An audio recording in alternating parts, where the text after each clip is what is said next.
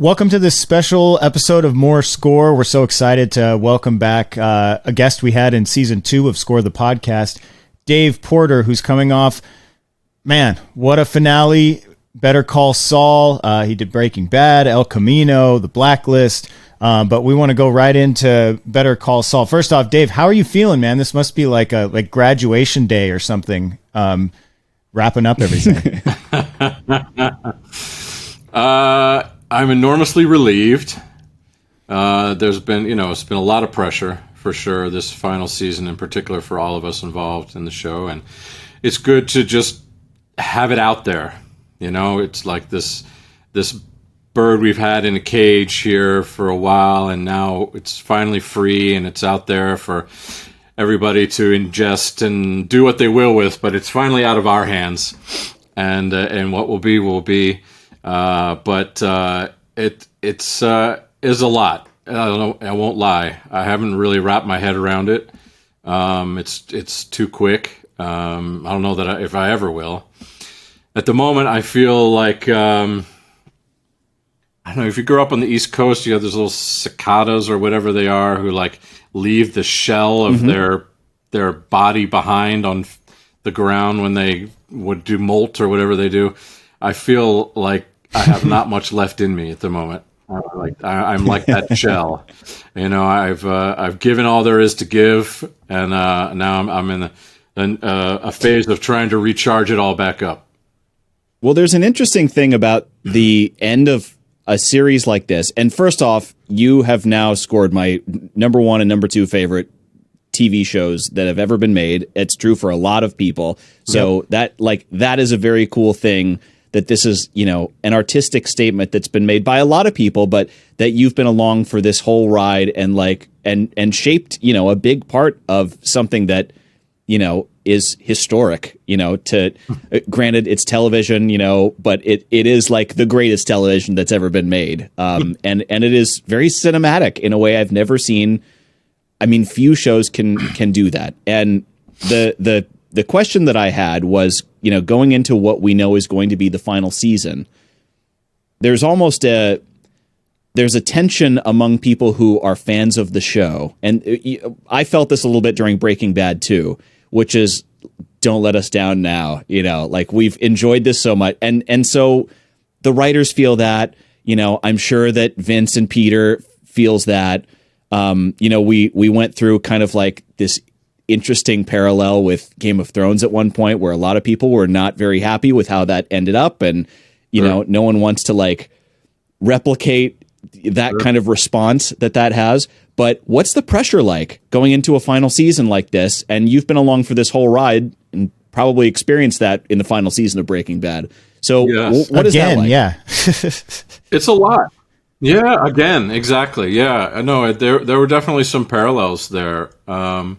And coming into this final season and thinking about that, obviously, the weight of that on folks like Peter and Vince has got to be, tenfold anything that it is to me.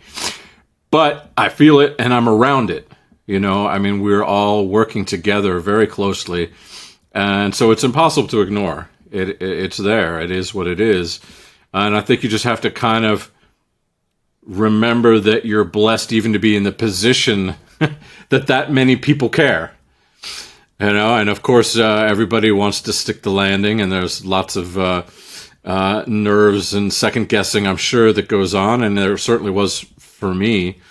I think going into this final season, I was mostly wondering what role I would play and how large of a role I would play. In Better Call Saul, particularly seasons 3 and 4 and beginning of 5, we were pretty light on score, by design, and it was the right thing to do for the show at the time. And it is a quieter show, no doubt, than Breaking Bad. Obviously, the stakes are different, the personalities are different, the story is much more intimate and smaller. And more personal in that way. So I was mostly curious, but then very quickly realized that not unlike the last season of Breaking Bad, that score was going to get leaned on in a much bigger way than it had previously, and was excited about that for sure.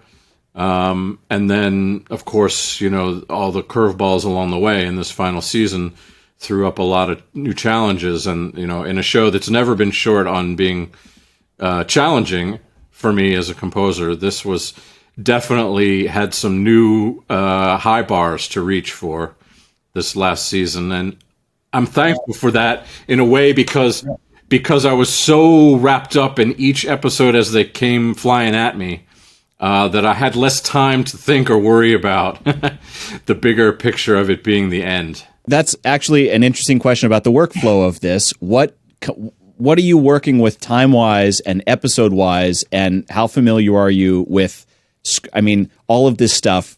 I know the benefit of a show like this is everyone is kind of a family and has grown together, and they understand, they protect this. They understand the story is what this is all about. And so that's all protected. But I'm also sure that when it comes to scripts, this is, maybe it's not Marvel level, but it's got to be pretty high up there in terms of like, none of this is going to be shared unless it absolutely needs to. So were you aware of, in broad strokes, of what this season would be early on? Did you learn it as you read scripts? Did you learn it as you watched the episodes, the first cuts? How did that unfold?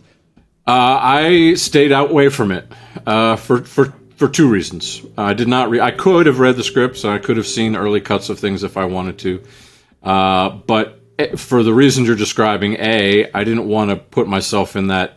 It was hard enough keeping the secrets for as long as I had to. Never mind if I had read the script 2 years ago or whenever it was, because with COVID and all the interruptions, it was a long time ago when a lot of this was shot. But also, it's been my preference on these shows in particular to wait, because I'm a fan of them too, and I love that I'm last in the chain, and I get to sit down when these episodes arrive in my studio, and they're essentially done, with the exception of sound work and music. So the first time I watch them, I'm watching them like anybody else, like a fan, and I do that quite on purpose, because I want to have that same visceral reaction right when something shocking happens, and not know it's coming.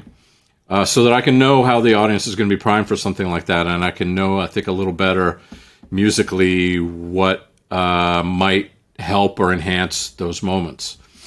So that's been my thinking about it. And the other reason, honestly, is that I've also found when I read scripts or see early versions of things, sometimes I get thrown because a lot changes along the way, from script to the end. And usually for the better. And so many of those creative choices that get made from the script, but then how they're acted, how they're shot, how it's edited, for sure, all are crucial creative decisions that get made that have a huge impact on what the score is going to do. I saw an interview with Peter Gold that was just in the last couple weeks, and he mentioned that the end of the series was cut completely different a number of times. One being Saul alone in his cell.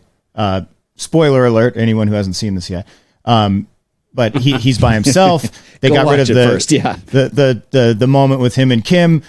Are you in maybe not in like earlier episodes when it's, cutting room and you would get the final cut, but in something like this where there's so much weight put on the finale, are you scoring all of these different versions of the finale and then they pick which one they like best, or where do you come into the role on that? Yeah, that's a great question and a good exception to what I was just talking about. And something like that, a situation like that where we knew, and I think Peter knew, that whatever musical choice we made or didn't make, right, for the ending of the series might have an effect on which choice he made in terms of how to end it. I think it was up to us, and by us I mean myself writing original score and Thomas Golovich doing our source music, to throw him a lot of options so that he could see what all these different potential endings, in this case, would look like completed. Because it's hard to make those decisions, obviously, without knowing their full impact of how they would be. So, yes, to answer your question, I did not score every possible iteration of how it might have ended, but in broad strokes, kind of the different larger possibilities. And in fact, you'll note by design the piece that we did end up using for the end, which of course is the first piece I ever wrote for the show. When we're introduced to Jimmy and Kim, the way I structured it, how we used it in the finale, has this big breath after the moment where they're together talking and smoking before it cuts wide. And that was because we did consider at one point ending it right there. And I wanted the music to be able to easily adapt to that possibility if it was the case. But I'm so glad we kept going, because the end is a wondrous thing. You mentioned in this final season there were a number of creative challenges. The pressure of that, obviously, I think probably makes that more intense to work on. But what are some of those things that stand out to you? And I mean, I also want to kind of zoom out big picture, because this has been a large chunk of your last decade and a half, something like that. Yes. So what, 13 seasons? 15 14, years. It's been about 15 years. Yeah, something like that. So this is a big, and I'm curious now, kind of, looking back, which I'm sure is a weird way to say that, since you've been working on this for so long. Right. What are some of those like bumps in the road along the way that you had to figure out and, kind of problem solve, and, where are those spots that you thought, oh man, I don't know if that's going to work, or I don't know if they're going to like this, or, sure, how's this going to work? Because obviously you've now completed this journey in this kind of artistic, this great show, this great product. Yeah, for sure. I think on any project that you start as a composer, the beginning is by far the hardest. And I always say not so much the first episode, because first episodes by design are so unique because they have so much to do and so much to accomplish. But second episodes often are very telltale to me in establishing the tone of a series. And that was certainly true in Breaking Bad. We went through a lot of options to get to the right feel for the show early on, and writing that theme, which we did very early, the main title theme very early, which was designed to be evocative of where Walter White was going to end up, as opposed to where he was at the beginning. And then again, for me, and we may have talked about this a little last time we spoke, but the beginning of Better Call Saul was really challenging for me, because they were very adamant, Peter and Vince, and rightly so, that we start fresh. But we were just coming off something enormously successful, and I'm working with most of the same folks, and this is some of the same characters, so it was very hard to wrap my head around, really, really leaving it all behind. They were like, I kept trying to leave a little of this here and there. No, had to be totally new. And the importance of that, I think, and the genius of that, I didn't understand until later. Seasons 3, 4 of Better Call Saul, when more and more of the Breaking Bad universe folks started arriving, and I had this opportunity to bring some of that music back, and we were getting closer to the Breaking Bad timeline, it suddenly was fresh again. It was very different from what we'd been doing in the first few seasons for Jimmy, which was very breezy and light and in some ways naively innocent, right? And in the way that he was when he was younger, and a version of him that we certainly never saw in Breaking Bad. Yeah. So that was big. And then this final season had a totally unexpected similar moment in episode 10, where we made the leap to essentially a new show.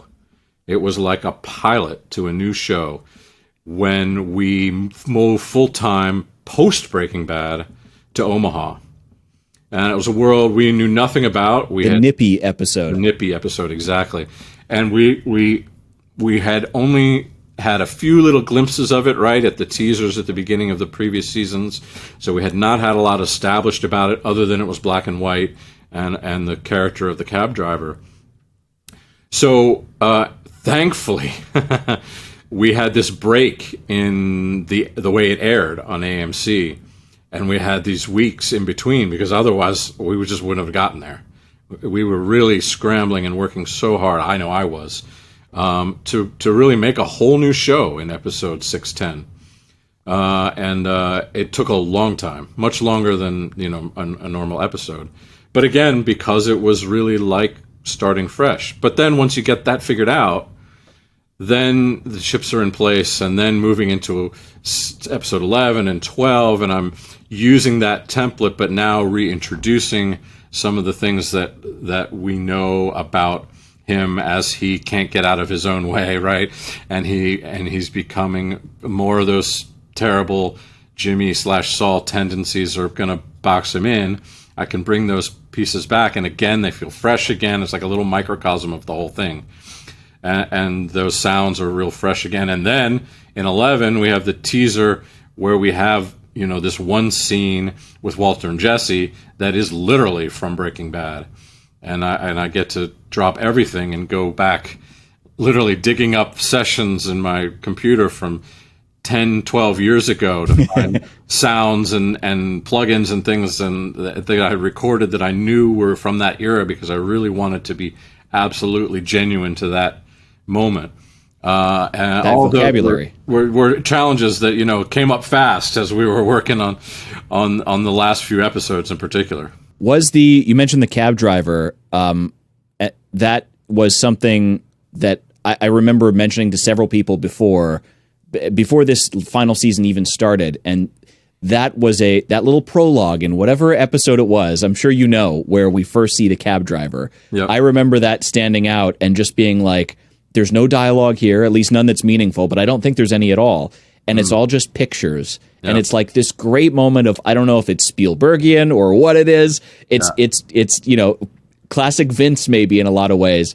And what this show has done so well, which is it will give you, 2 minutes or however long that sequence is of just like pure visual, like this beautiful tension. Yeah. And your music gets to accompany a lot of that too. So when you're spotting moments like that, first off, did you know that moment would be something that would then pan out into parts of what the final season would be? Did you have any idea that was going to be progressing? I clearly knew it meant something, but to the extent of that it would be, I certainly never imagined the importance that it really did have.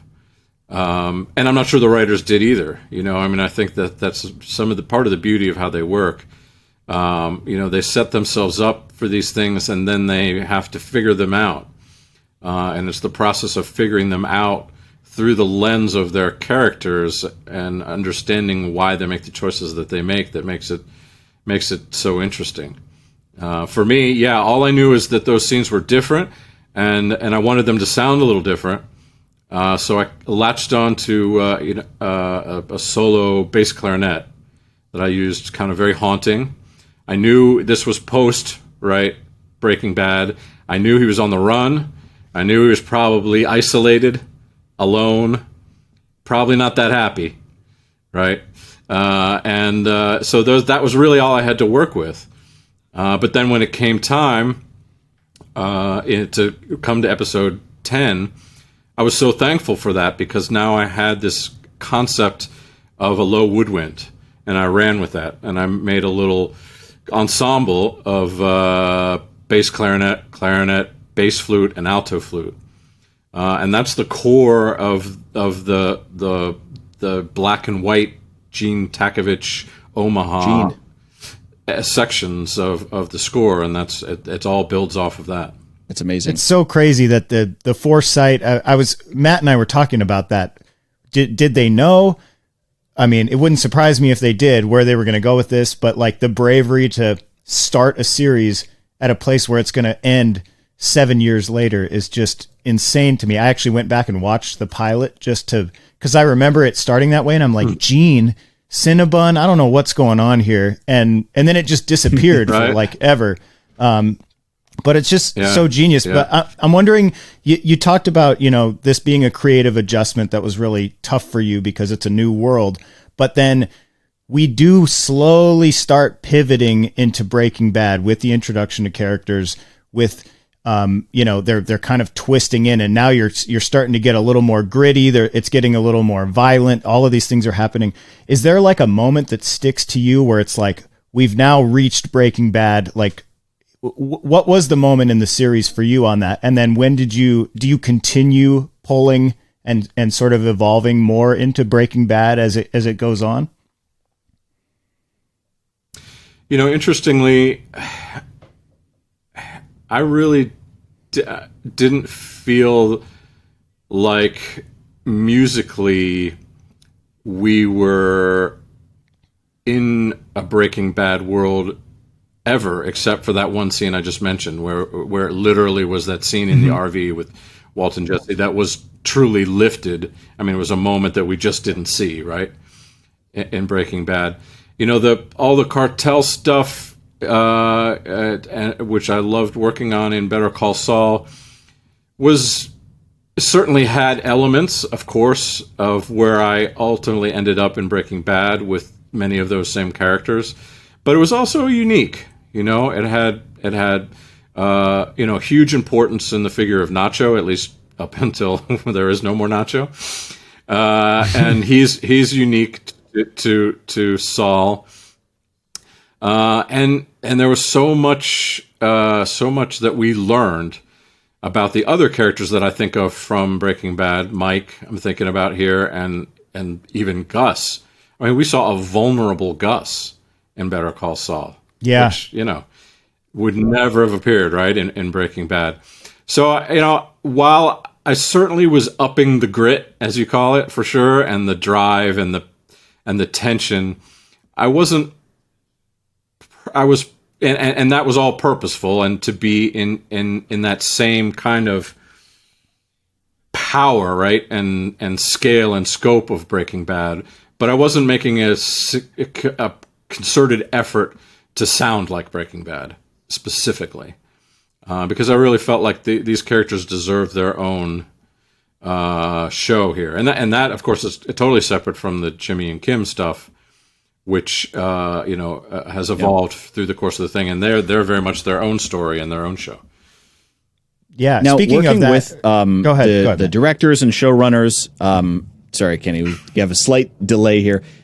Working with the showrunners and directors on these episodes, what are, we've heard from a lot of, film composers about the experience of kind of presenting your first drafts of things and like some of the notes process and all. And it's different based on whoever the filmmakers are. But this is such an interesting relationship that you have because of you working start to finish on, these two incredible artistic achievements.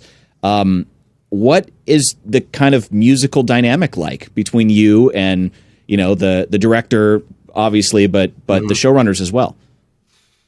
Yeah, as you guys know, directors come and go so fast in TV that I don't often work with them. Although in our case, so many of our producers and writers are also directors, so it gets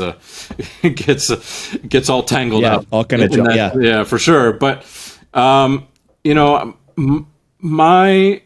the way it's worked always since Breaking Bad with Vince is, for me, I'm eager to learn absolutely as much as I can before I write a single note.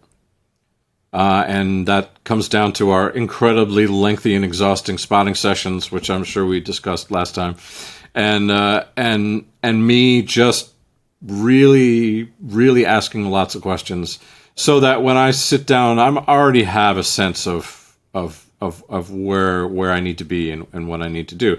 Doesn't mean I always successfully get there on the first try, but typically.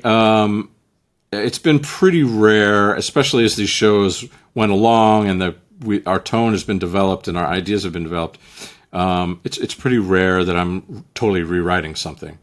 A lot of our discussions then come down to, okay, and because we don't use temp music, right, by the way, sometimes this is, I mean, all the time, this is the first time our team is hearing a lot of these scenes with music. And sometimes just that engages a whole new conversation, right? Like, wow, I never imagined this scene having music, or I never imagined what music would do in this moment. And now knowing that, hey, let's try this or that. There's definitely some of that. A lot of talk about where things start and end, right? Which is so crucial, and particularly in a show that doesn't have a lot of music. Your audience is going to notice it when it appears, and just the difference in a few frames can make a huge difference in how it's received or how it's implied what the music is doing. So those are a lot of kind of questions that we talk about. There have been exceptions, obviously, in the beginning. All these big change moments, like episode 610, I presented all kinds of different options there, including a big orchestra option. And just because really, because we really wanted to see what it all did. While I loved the big orchestra option, it was too big for the show. It just didn't make sense, and particularly because we were so ingrained in trying to make him, both Gene, as he's called then, and Kim be very isolated, right, and on their own. It needed to be smaller and more intimate, and that's why we ended up with the smaller woodwind ensemble ultimately. And working with somebody as long as you have, like Vince, and a lot of the entire team that is kind of stuck together. And I know some people have gone and done their own things, as they always do, but it's really kind of remarkable how many people have really wanted to, kind of stay on this ride for this whole journey. And I think the proof is in the pudding. Like, this is a really remarkable series, I think, as a result of that. But when you're speaking with Vince, or maybe when you're not speaking with Vince, given that you've had so many of these spotting sessions and have reviewed the little details with him, I'm always curious. Anytime you work with someone a lot, you start to, even on your own, and you're coming up with whatever musical ideas you may have, you'll hear their voice in your head saying something. Oh, we ought to do, like, that the first thing that they're going to say is, oh, well, this, whatever that is, the way that they see their artistic vision. And I'm curious what it is that you were hearing in your head from Vince. He had a few famous sayings that he used to talk about. One of them, which is one of my favorites, is, and I forget where he got this from, some other director, I think, but don't rob me of any riches. He would always tell me, and by that he means don't be shy to reach further than you think, and don't be afraid to show me multiple options of the same idea, and don't, no matter what I said, feel free to ignore it if for some reason you feel the impetus to do something different. And that kind of openness that he's always had with all of us from the very beginning, and the culture that he created for the creatives on the show, that feeling that you can always throw anything out there. You can always try anything, and no one's going to look at you sideways for it. Everything gets considered, and ultimately, Vince and Peter in later years were the firm hand that ultimately had to make the hard decisions, and thankfully it wasn't me. but to get there, we all had it. We all had a lot of input and very thorough discussion. Do you think there will be any more to the Breaking Bad and Better Call Saul universe at this point? I honestly don't. I really don't. I think that this is obviously not a question for me because I'm not the arbiter. Sure, yeah. And if someone decided to, I would be happy to come back if they wanted me. But I think they surprised themselves with how interesting Better Call Saul was when in season 1, and how fun it was and fresh it was for them. And I just feel like the combination of, feeling so good about lightning having struck as many times as it did. And I think also, and Vincent, he said this, I think all of us are ready for something new. I think that we have wrung these sponges pretty dry. Not to say that there isn't more; there could always be more. But I think creatively speaking, we're all looking for a new avenue to start on. I definitely feel satisfied. So, I mean, I'm sure a lot of people feel like I do. Like, I don't feel like there's something missing now.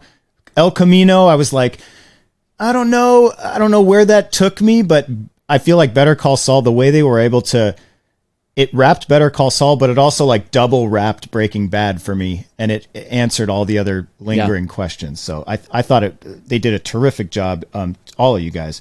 I did want to ask you about Jimmy and Kim's relationship, because it's not a normal TV relationship when you're talking about, like, they're married, they're in love. They weren't really affectionate or romantic. As someone who's doing the music, like, music plays a lot in like love and that kind of category of filmmaking. And I'm wondering what your conversations were like to score Jimmy and Kim and make us, manipulate us into feeling how Vince and Peter wanted them to feel to us. Cause it's weird. It's different. Sure. But beautiful, right? Yeah. There's, I think, in the best way. Yeah. No, absolutely. I'm right there with you. And I think they will go down as a beloved couple in TV history for sure. Even though, as you say, their affection was shown in unusual ways. I think. I mean, it's like a professional affection. Well, right. Yes. And they're you could argue, I think, that the core of their love and their connection is the grift. Right. And so there is a professional connection. Yeah. They're both lawyers and they met on the job. So there's a lot to that, I think. In general, first of all, I would say a lot of the time we didn't use any music for them. And the reason for that was just quite simply that there was a beautiful tension and awkwardness and unusualness to watching them brush their teeth next to each other. And of course they played it so beautifully that you knew they were in love, but it didn't need, as Vince would say, it didn't need the cherry on the top. It was very clear to begin with. And I think when we did use music for them, at least in my case for the score, there was always a little bit of an awkwardness to it, a little bit of a frailty to it, a little disjointed, right? A little sweetness that is sort of, I think, comes from innocence and a little naivete, probably, but ultimately has something beautiful in it. And that's what I was trying to capture, I think, in that very first episode where we see them for the first time in the parking lot. And I think it held so true still in the finale that that's why it feels so good there to come around full circle. Do you feel like, in your opinion, where do they end up? Obviously, he's in jail or prison. Is she coming back to visit him? Like, where do you think it stands? And I mean, you wrote a really beautiful piece for them that, again, wasn't a romantic piece, but it was emotional. It definitely hit me a little bit like, oh, this is it for them. But do you think she's coming back to visit? Like, where do you see it? Just my opinion, but I think that's their last sighting of each other in the person. I really believe that, and I think they both know it, and I think that's part of what makes that ending just so heartbreaking. Dave, you have spent, we touched on this, 15 years working on Breaking Bad and Better Call Saul, which, again, I mean, I think you would be hard-pressed to find anyone that doesn't at least rank those in the top 5 television series that have ever been made. In my book, they are 1 and 2. I don't even know what's number 1. I've thought for a while, a couple seasons, Better Call Saul is outpacing what Breaking Bad even was, and I thought that was impossible at one point. But looking back at how much of your life has been spent on this, we talk to a lot of composers who are kind of looking for that, that big project that kind of puts them on the map, and it's Sure. It's difficult to find. There are people that have made entire careers, very famous people that write incredible music, and they never kind of find that thing that they become iconic for, in a sense. Sure. In this way, you've kind of been on such a unique ride, because these are incredible achievements and you've been on them start to finish. And if you think about where you started this journey, how has your life changed because of kind of, how the trajectory changed because of Breaking Bad and Better Call Saul? Yeah, you're absolutely right about all of that. And I feel very, believe me, blessed and fortunate for it.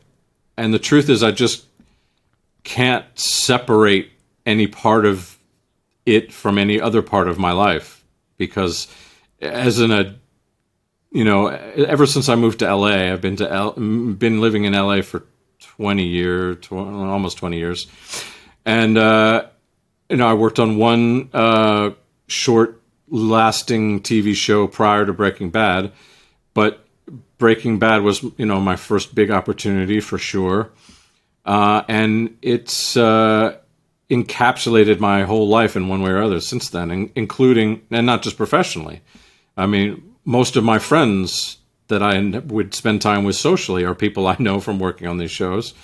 Most of the projects I've done beyond Better Call Saul and Breaking Bad are with people that I know or met or worked with, right, on one of these shows.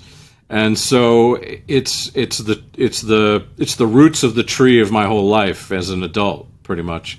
And what gives me, I think, some solace in a time where I am feeling, of course, very melancholy about the end of it, is that while it's extraordinarily unlikely that all of us will be together again on any given project, I am going to work with a lot of these people again, and or at least I certainly hope so. I want to be presumptive, but I think there's going to be some wonderful opportunities to circle back around with some of these folks and to continue to grow with them, and that's what's been. And you mentioned this a little earlier, and I do really believe this.